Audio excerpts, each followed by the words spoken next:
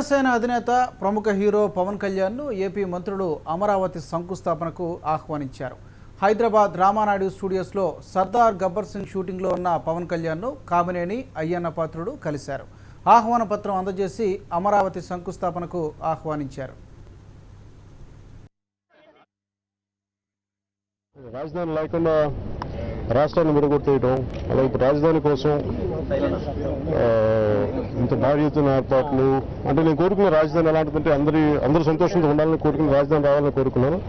ఈ కొత్త రాజధాని ఆ దిశగా నడుస్తుంది. మళ్ళీ హైదరాబాద్లో కాకూడదని నేను కోరుకుంటున్నాను. నేను యాక్చువల్ గుజరాత్కి వెళ్తాను. గుజరాత్ నుంచి మళ్ళీ ఇక్కడికి రావాలి. అక్కడికి వెళ్ళి షూటింగ్ బట్టి ఉంటుంది. షూటింగ్ బట్టి యాక్చువల్ రావాలని మనసులో రావాలని ఒకసారి షెడ్యూల్ ఇప్పుడు నాకు కావాలి మేము కోరుకుంటున్నాం.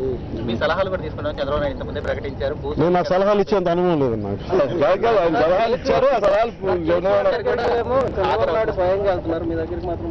నేను అంటే వాళ్ళ ప్రోటోకాల్ ఆలోచించాలి కదా. ఇంకో ముఖ్యమంత్రి ఎవరో రైట్, కానీ చంద్రబాబు నాయుడు గారు నా దగ్గర రావడం ప్రోటోకాల్ ప్రకారం పద్ధతి కాదు. తెలంగాణ ప్రభుత్వం సానుకూలంగా స్పందించింది. మీరు మొదటి నుంచి చెప్తున్న వాతావరణం ఇప్పటికైనా క్రియేట్ అయిందని అనుకుంటున్నారా? కేసీఆర్ గారు కూడా హాజరవుతారని కేటీఆర్ ఇప్పటికే ప్రకటించిన నేపథ్యంలో మీరు మొదటి నుంచి చెప్తున్న సహృద్భావ వాతావరణం అంటే ఎల్లకాలంలో ద్వేషంతో మనం ముందుకు నడలేం కదా. ఎక్కడో చోట మనం కాంప్రమైజింగ్ అట్మాస్ఫియర్ కావాలి 100%. అందరికీ రెండు రాష్ట్రాల ప్రజలకు మంచిది కదా. అంతే. సో ఈ మంచి వాతావరణం మంచి శుభసూచకం ఉంటుంది.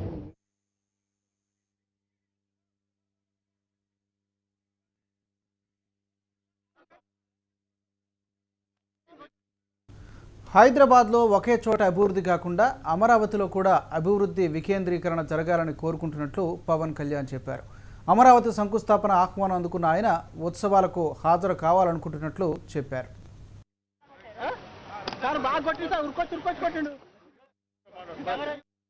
అంతకుముందు మంత్రులు పవన్ కళ్యాణ్ కలిసిన సమయంలో మీడియా ప్రతినిధులను పవన్ కళ్యాణ్ బౌన్సర్లు అడ్డుకున్నారు. దీంతో ఇరు వర్గాల మధ్య తోపులాట జరిగింది. ఓ ఛానల్ కెమెరామెన్కు గాయాలయ్యాయి. మీడియాతో మాట్లాడే సమయంలో పవన్ కళ్యాణ్ దృష్టికి ఈ విషయాన్ని తీసుకెళ్లారు. దీనిపై స్పందించిన పవన్ బౌన్సర్లపై చర్యలు తీసుకుంటామని, మీడియా ప్రతినిధులకు ఇబ్బంది కలిగి ఉంటే క్షమించాలని కోరారు. దీంతో గొడవ సద్దుమణిగింది.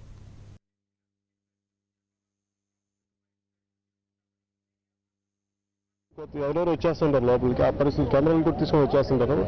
వాళ్ళ పొరపాటు పడి వచ్చి ఒకవేళ తప్పు వాళ్ళదైతే నేను వాళ్ళ తరపున అందరి తరపున క్షమాపణ చెప్తున్నాను. వాళ్ళు ఇక్కడితో వదలని నేను ప్రత్యేకించి దాని మీద మాట్లాడతాను. మీతో కూడా మాట్లాడతాను. మీకు ఎవరైతే చెప్తలేదో మీకు కూడా నా క్షమాపణ తెలియజేస్తాను వాళ్ళందరి తరపున. ప్లస్ వాళ్ళని కూడా నేను ఎలా రైట్ పనిష్మెంట్ ఇవ్వాలని చేస్తాను.